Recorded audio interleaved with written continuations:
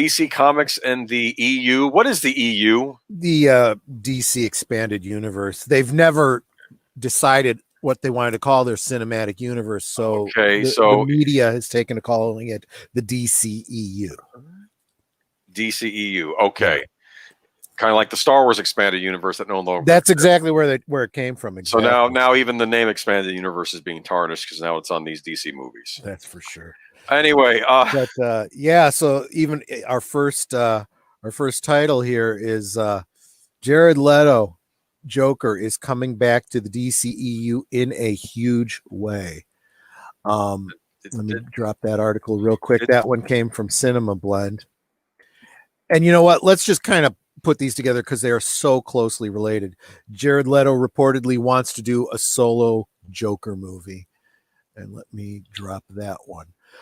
One reference that I don't have to drop for you guys, but if you guys follow Midnight's Edge, just 2 hours ago, they premiered a video about this topic. So we'll get into some of that too. But yeah, there's a lot going on with the whole DC thing. They have decided that Mandalorian is working out so great for Star Wars and Lucasfilm. They want their own version of the Mandalorian. So they have asked Zack Snyder to come back and do his finish off his cut of the Justice League movie that people have wanted so badly. And it's not just going to be a single movie. It's going to be a 4-part miniseries. So he actually has people coming in and filming new footage and reworking things. And they're basically doing a whole miniseries using footage from the movie is really what it comes to. How many parts is it going to be? 4 parts. So it's going to be a 4 hour long movie. And they are talking about doing a Justice League 2 that will be like another mini series on their HBO streaming service. They could use it from pieces not used in this other Justice League movie that they're shooting now. Yeah, could be. But the point is that I mean, this is actually established. They have brought in Jared Leto to film scenes for this Snyder cut. Yeah, right? That was the big news. That was the new development. They have new scenes being shot with Jared Leto. Okay. Yeah. But the bigger story, and this isn't 100% substantiated, but it's about as good as you can get without seeing the actual footage. All this talk that they've been doing about bringing back, Michael Keaton and, everybody who's ever played, that's still alive, that's done, some sort of DC film in the past. They're bringing them back for this Flashpoint movie, and they're going to work all that in. They're trying to weave this convoluted shared universe where everything you've ever seen in a DC movie, everything that you've ever seen in the TV shows and whatnot, it's all part of this grand multiverse of DC. And okay, so is that going to explain this 4-hour cut of Justice League, and will that invalidate the theatrical cut of Justice League? That entirely depends on how well it's received. Now, that's literally what they've said. That's what's actually coming out of the studios. Now, I am going to temper that with something that I've pointed out about other streaming things. How do we know what the numbers are? We don't know. They are under no obligation to tell us, how many people subscribed, how many people tuned in, how many people actually watched, whatever they streamed. It's not like, the theaters where we have the theaters telling us what the box office is and we get official numbers. So they could decide, yeah, we did great, and just push forward with whatever they want to do. That doesn't sound like a winning strategy. That sounds like a one-way trip to bankruptcy town, but plenty of studios are taking that route. So, I'm not going to begrudge, AT&T for doing it, but that is the driving factor, is the AT&T taking over and saying, we want to throw everything at the wall. Okay, you're going to get it. That has been the DC universe so far. It's let's throw things at walls and see what sticks. But now at least they're this. I will give credit where credit is due. Going all the way back to the beginning of all of this craziness, and even before the Snyderverse, when they were canceling Smallville and starting, Arrow, that was going to be completely unconnected. I said, they can't connect anything. Everything has to be kept separate. We're going to have, 25 different Batmen, and they're not going to, any of them be connected. I said, that's a real problem. And then Marvel comes out and does exactly that, whether it was TV or streaming or, movies, it was all connected, one continuity. And I said, this is where DC is falling down. Well, now they're just saying, oh, it was all connected all along. It's just a multiverse. Why do the same characters look different depending on which version of the universe we're living in? Or am I complaining about casting choices again? Nope, you're absolutely right. Because the powers that be are a bunch of idiots. They didn't even explain that in when they did the crossovers on TV in the Arrowverse. Why does Superman look exactly like the Atom in our universe? Well, it's just, infinite universes and blah blah blah blah. It's like, no, that's stupid. If you're going to have multiverses, the way to intelligently do that is you have the same actor play Superman in different universes. Yeah, that makes the most sense. Or you could just, you could even, you have Tom Welling standing next to, what's his name? The one that played him in Superman Returns. Brandon Routh. Brandon Routh, yes. Have them standing next to each other and go, this is so weird. It's like looking in a mirror, I mean, okay, fine. There you go. As far as they're concerned, they look enough alike that they could be alternate versions of each other. Fine. Or have Lois, walk up to the other Superman and mistake him for her husband or something. It's a tongue-in-cheek. Okay, they really do look alike. It's just they're played by different actors. No problem. Get over it. Oh man. Casey Scott does not like the idea of a 4-hour Lone Justice League, and Brian Gilmartin says he'd fall asleep during it. Right? That's why it's broken up into parts. Right. So you only have to stay awake for an hour at a time. I don't know. I don't know. I think it's, but there's enough Snyder Bros out there that are clamoring for this, and they're the ones that started their write-in campaign, and they wanted this thing so bad, so they're getting it. I mean, I gotta say at least that.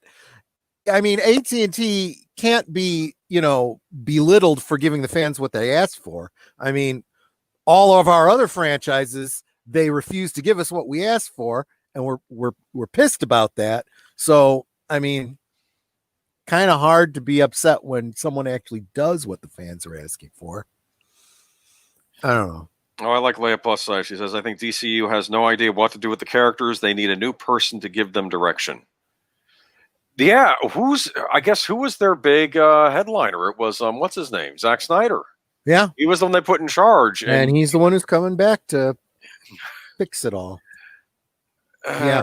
I don't know. I have no idea. But the important point is, this is going to be the multiverse, and this is going to be more of the, there was a reason they did Crisis on Infinite Earths in the comics. It got so complicated. They were like, we got to simplify this. And it started out really, really well. And then they kept pulling at those loose strings, and the whole thing unraveled. And now this is where we find ourselves. I like Back to the Drawing Board. No, Superman says, do I really look like that? Oh, that would be a great line too. That would be a good way to handle it as well. But apparently this is another rumor though. Jared Leto wants to have his own standalone Joker movie. So insider Daniel Rickman says that he's lobbying for his own standalone Joker movie. Do we think this is real? Absolutely. I think he absolutely does want to do his own Joker movie. And there's two reasons that I say that so unequivocally. First, he was pissed that he was passed over when they decided to do the Joaquin Phoenix film. he felt he got a raw deal. Fired his manager and got himself new representation. He was really angry, and rightfully so. I understand. You get cast as the Joker, you want to be the Joker, right? So now he's going, well, okay, now if you're bringing me back for this, multiverse. I am not in direct competition with Joaquin Phoenix now, so I want my own Joker movie. And again, I think it comes down to Warner Brothers looking and going, well, let's see how it does. Let's see how well you're received. They're not going to say no for sure. So they're going to wait and see how this miniseries is received, and maybe that's what this is all about. Let's test out the Jared Leto Joker and see if we can use him again. But they have Joaquin Phoenix now, so why do they need the Jared Leto Joker? Since that movie was at least did. I would argue that you really don't have a choice because you've already established Jared Leto's Joker as being the one from the Snyderverse with Birds of Prey and the Harley Quinn movie and all of that. So you kind of have to stick with him.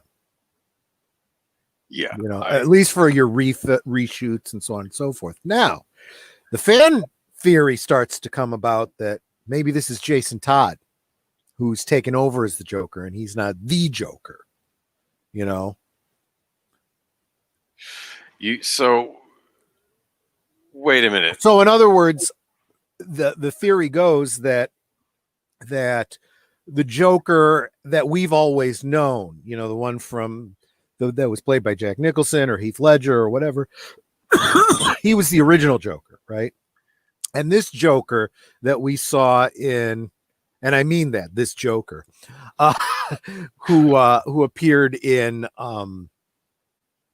Birds of Prey, Birds of Prey and the Suicide Squadron and Suicide Squad, and he's coming back for the Snyderverse films series, whatever you want to call it, that mess, is actually, because they showed in Justice League, or maybe it was Batman v Superman, they showed the costume of Robin, spray painted.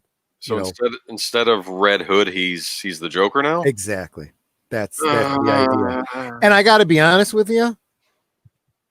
If you're going to try to straighten out this messed up ball, that's probably the way to go. I'd be able to dig that. I'd be able to go, okay, so he's not the Joker. He's Jason Todd. Okay, that I could buy. But you're not going to get me. They're not going to get me enthused about this version of the DC universe anyway.